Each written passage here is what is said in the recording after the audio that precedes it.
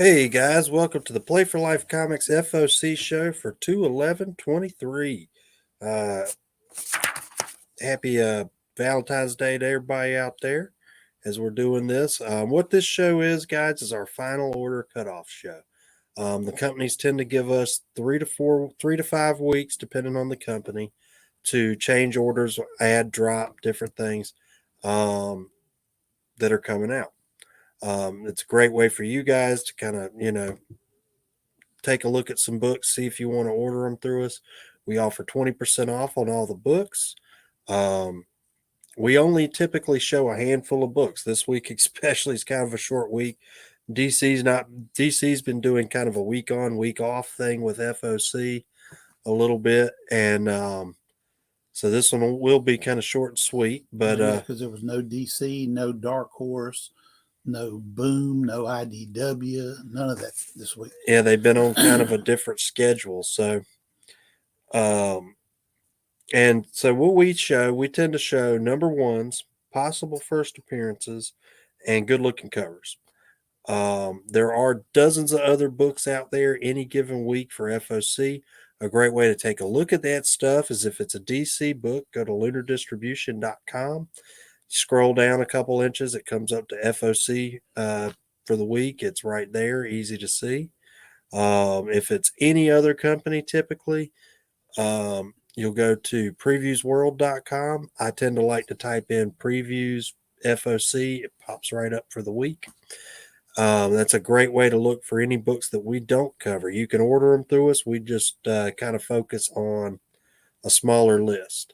We have a Google Docs sheet attached in the link with all the books. You can kind of go down the checklist, check the box, and we will order them for you. We do offer shipping if you're part of the group that watches our online shows all the time. We do two shows a week now, so Thursday and Sundays. We could combine shipping, things like that. Reach out about shipping rates if you're curious as that. If you don't have a local comic shop or are happy with your local comic shop, 20% off new issues. Shipping's very reasonably, and we pack them well. We leave a blank spot on that Google Docs sheet, and that's where you can put any of the books that we have not featured on this week's show.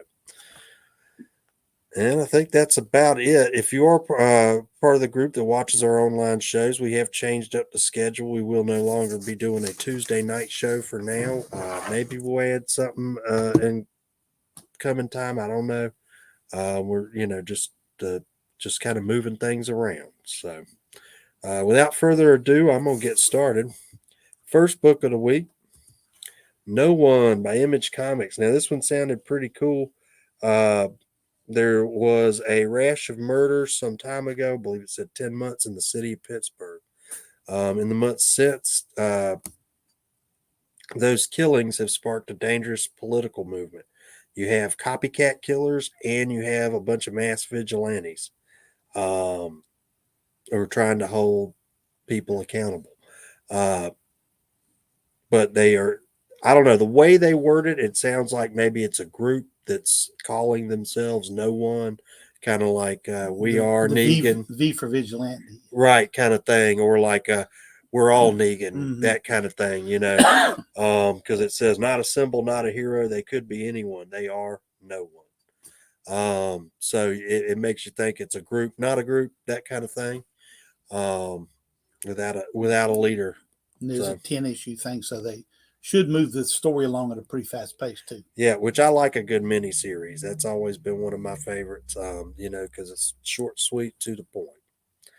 So there you go. You got a Geraldo Borges A cover. Goni Montez B cover. Kind of got some Sienkiewicz kind of vibes to it there. Mark Englert C cover. And these are all coming out 3/15, so March 15th. So it's about a month out.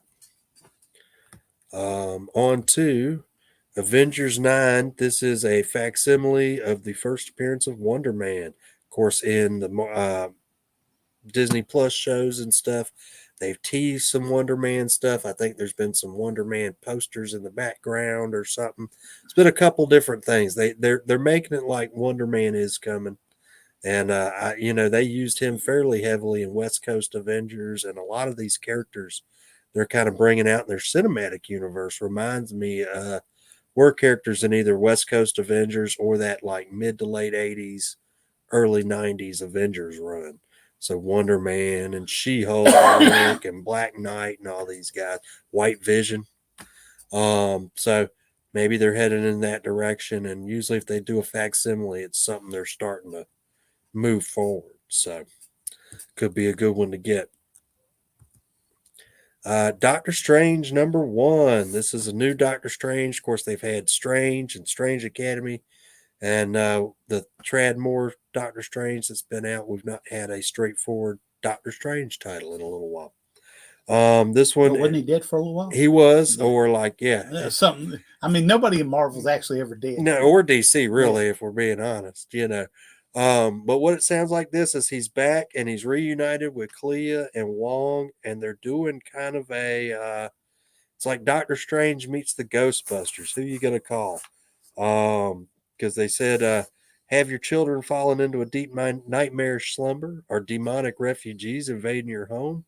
Is your husband possessed by a satanic enemy? Then call Doctor Strange. So it sounds like they're doing kind of, a monster of the week kind of model, maybe, to where they're going to be saving different people from different things. I'm sure there's a bigger, deeper underlying story. But I love this Alex Ross A cover. It's very striking. Of course, they've been doing a great job with all these timeless variants. They're doing a round of the villains right now. Check out FOC. I'm sure there's been 2 or 3 per FOC each week. So if this is something you want, or if you order with us regularly and want to tell us, I got about 3 or 4 people getting all timeless. They're all great covers. They all come out looking just like that. No trade dress, very attractive covers. Stefano Caselli, Marvel Icon variant. This is a new run of variants they're doing.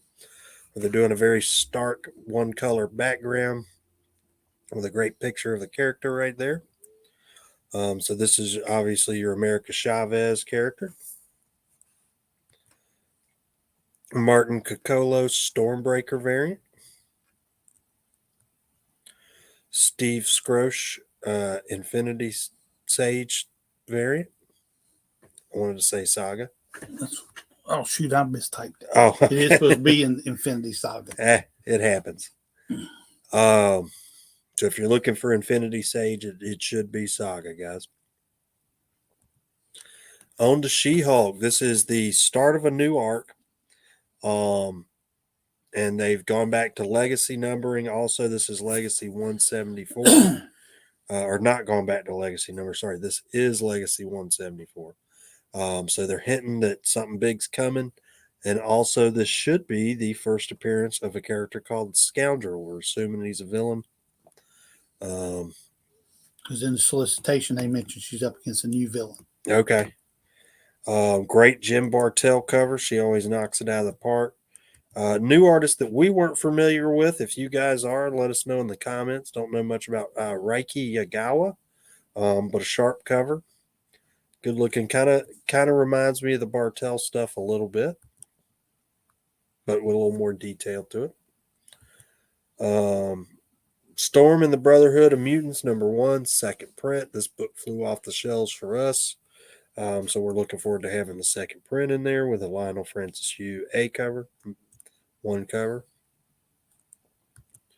Women of Marvel. So this will be kind of one of their big one shots they do. And I believe March is Women's History Month, if I'm not mistaken. So this is coming out 3/22/23. And it's going to have a bunch of stories. You got stories of She-Hulk, America Chavez, Silk. From the cover, I'm assuming Photon, Captain Marvel, Ms. Marvel. So these will be shorter stories, kind of an anthology book, usually oversized, of all the female characters, which some of these they've really been pushing in the MCU as well. So it'd be cool to read if you want to catch up on some of their stuff. And if you just like short stories, sometimes a good 8-page story is just a good story because it doesn't, they're not trying to fill pages. They're just trying to get a good story out there. You got an Erica Dorso A cover. Another of the Stefano Caselli Marvel Icon variants. Ms. Marvel this time. Nice sharp cover. The Corin Howell cover. Romina Jones, and I believe these is all female writers and artists on this go round too. Except for the Stefano.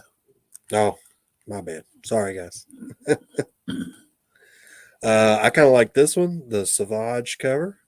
It kind of feels like a Phil Noto cover, and I like those quite a bit. On to Monster Tag Team. Now, this one's interesting. This is from American Mythology Press. Basically, you got CIA trained werewolf and Dracula going after somebody called the Warlock.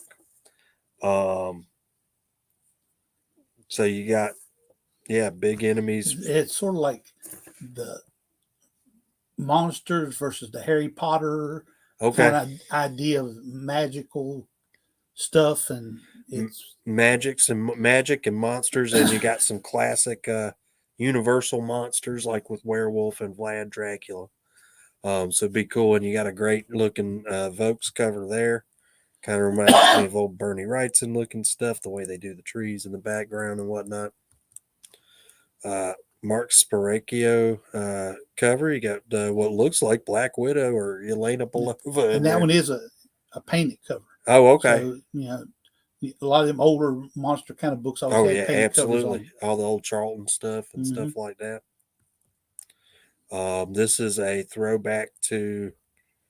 This is a cover swipe. I want to say it's Werewolf by Night. I'm not sure. Somebody knows, let us know. I think it's Werewolf by Night 32. Not sure. I'd have to go back and look at it.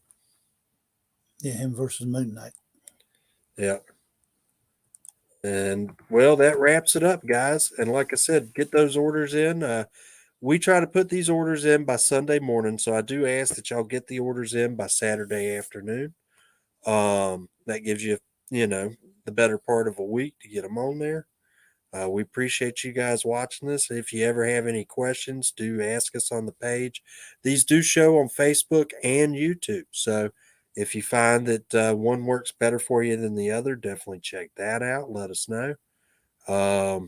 We appreciate it, and we'll catch you guys next time. Thanks, y'all.